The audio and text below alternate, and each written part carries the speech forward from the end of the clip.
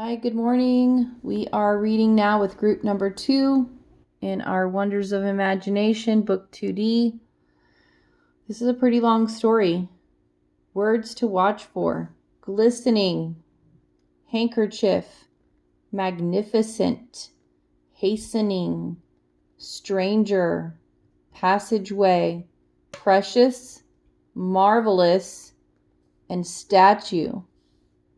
This story is called The Golden Touch. It says it's adapted from Nathaniel Hawthorne. The theme is value.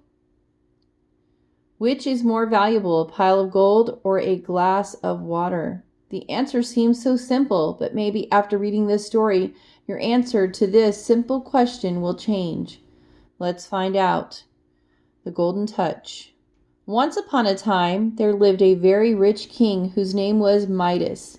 He had a little daughter whose name I have entirely forgotten, so I choose to call her Marigold.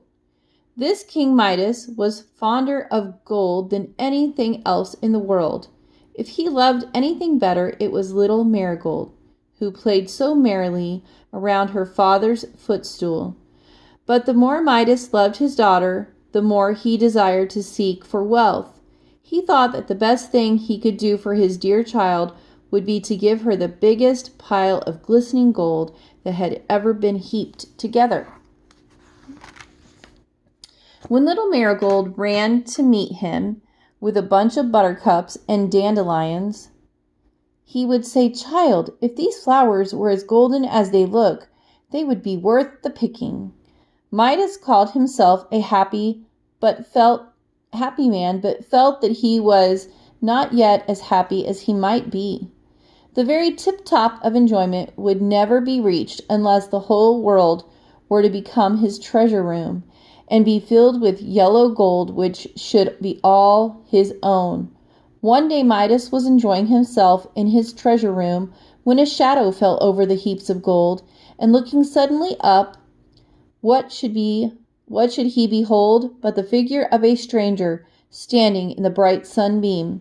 It was a young man with a cheerful face. The stranger gazed upon all the golden objects that were there.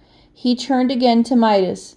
"You are a wealthy man, friend Midas," he observed.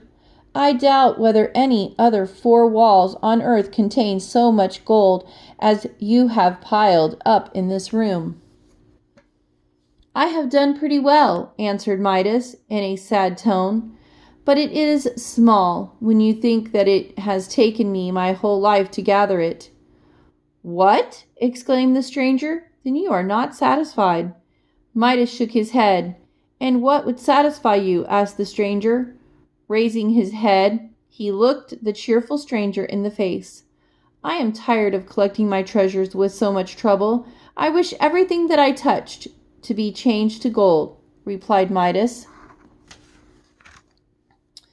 "Be it as you wish," replied the stranger, waving his hand farewell. "Tomorrow at sunrise you will have the Golden Touch."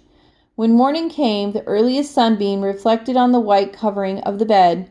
Looking more closely, Midas found that this linen fabric had been turned to the brightest gold. The Golden Touch had come to him with the first sunbeam. Midas started up and ran about the room, touching everything in his way. He touched one of the bedposts, and it became a golden pillar. He put on his clothes and was delighted to see himself in a wonderful suit of gold cloth. He drew out his handkerchief, which little Marigold had hemmed for him. That was likewise gold, with the dear child's neat and pretty stitches running all along the border in gold thread. Somehow this did not quite please King Midas. He would rather that his little daughter's handiwork should have stayed the same. He then went downstairs and smiled as the railing of the staircase became a bar of gold, while his hand passed over it. He lifted the door latch and walked into the garden. Here, as it happened, he found a great number of beautiful roses in full bloom. He took great pains in going from bush to bush until every flower and bud was changed to gold. By the time his work was finished, King Midas was called to breakfast. Little Marigold had not yet made her appearance. Her father, seating himself at the table, awaited the child's coming in order to begin his own breakfast. It was not a great while before he heard her coming along the passageway crying. Marigold hardly shed a thimbleful of tears. When Midas heard her sobs, to put little Marigold into better spirits, he touched his daughter's bowl, and it turned to gleaming gold. Meanwhile, Marigold slowly opened the door, still sobbing as if her heart would break. "Pray, what is the matter with you this bright morning?" cried Midas. Marigold held out one of the roses which Midas had turned to gold. "Beautiful!" exclaimed her father. "And what is there in this magnificent golden rose to make you cry?" "Dear father," answered the child, "as soon as I was dressed, I ran into the garden to gather some roses for you, because I know you like them. But oh dear, dear me, all the beautiful roses that smelled so sweetly and had so many lovely bushes are spoiled. They are grown quite yellow, as you can see this one. What could be the matter with them?" "My dear little girl, don't cry about it," said Midas. "Sit down and eat your bread and milk. You will find it easy enough to exchange a golden rose like that for any ordinary one, which would wither in a day." The child now sat down to the table, but she did not even notice the wonderful golden china bowl. Midas lifted a spoon of coffee to his lips, and the instant his lips touched the liquid, it became molten gold. Midas gasped. "What is the matter, father?" asked little Marigold, with the tears still standing in her eyes. "Nothing, child, nothing," said Midas. He took one of the trout on his plate and touched its tail with his finger. To his horror, it immediately turned from a fried brook trout into a golden fish. A very pretty piece of work, only King Midas would much rather have had a real trout in his dish. "I don't quite see," thought he to himself, "how am I to get any breakfast?" King Midas next snatched a hot potato and attempted to cram it into his mouth and swallow it in a hurry, but the golden touch was too quick for him. He found his mouth full of solid metal, which so burnt his tongue that he roared aloud and jumped up from the table with pain and fright. "Father, dear father," cried little Marigold, "what is the matter? Have you burnt your mouth?" "Dear child," groaned Midas, "I don't know what is to become of your poor father." Our pretty Marigold could endure it no longer. She started from her chair and, running to Midas, threw her arms about his neck. He bent down and kissed her. He felt that his daughter's love was worth 1,000 times more than the golden touch. "My precious, precious Marigold," cried he. But Marigold made no answer. The moment the lips of Midas touched Marigold's forehead, a change had taken place. Little Marigold was a child no longer, but a golden statue. It would be too sad a story if I were to tell you how Midas wept. Midas wished that he were the poorest man in the world, if it might bring back his dear Marigold. Suddenly, Midas saw the stranger standing near. He recognized the same man from the day before in the treasure room. The man still wore a smile which seemed to shed a yellow glow about the room. "Well, friend Midas," said the stranger, "how do you like the golden touch?" Midas shook his head. "I am very miserable," he said. Said he, "Why is that? Don't you have everything your heart desired?" "Gold is not everything," answered Midas, "and I have lost all that my heart really cared for." "Ah, so you have made a discovery since yesterday," observed the stranger. "Let us see, then. Which of these two things do you think is really worth the most? The gift of the golden touch, or 1 cup of clear, cold water?" "Oh, blessed water!" exclaimed Midas. "It will never moisten my parched throat again." "The golden touch," asked the stranger, "or your own little Marigold?" "Oh, my child, my dear child!" cried poor Midas, wringing his hands. "Go then," said the stranger.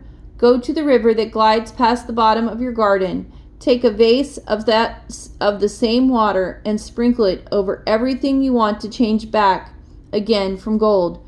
Midas lost no time in snatching up a pitcher and hastening to the river side. As he scampered along through the shrubbery, it was positively marvelous to see how the leaves turned yellow behind him. Reaching the river's brink, he dove in without pulling off his shoes. As he dipped the pitcher into the water, it gladdened his heart very hard to see it change from gold into the same vessel which it had been before he touched it. He was certain his heart had changed as well.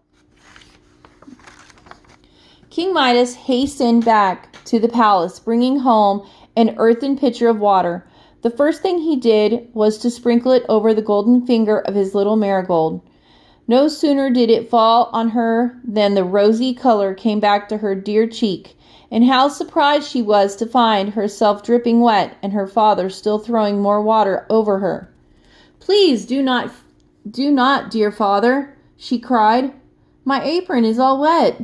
For Marigold did not know that she had been a little golden statue, nor could she remember anything that had happened since the moment when she ran with outstretched arms to comfort poor King Midas. Her father showed how much wiser he had grown. He led little Marigold into the garden. There he sprinkled water over the rose bushes, where 5,000 roses covered their beautiful bloom.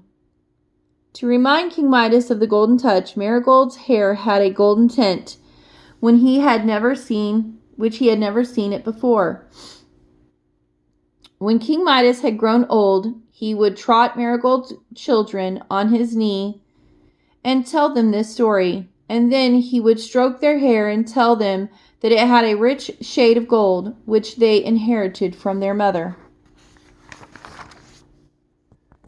"And to tell you the truth," said King Midas, "ever since that morning I have hated the sight of all other gold except this." All right, let's look at our think about it questions. Number 1, who is the main character? Number 2, what caused the king's trouble? Number 3, why did the author write this story?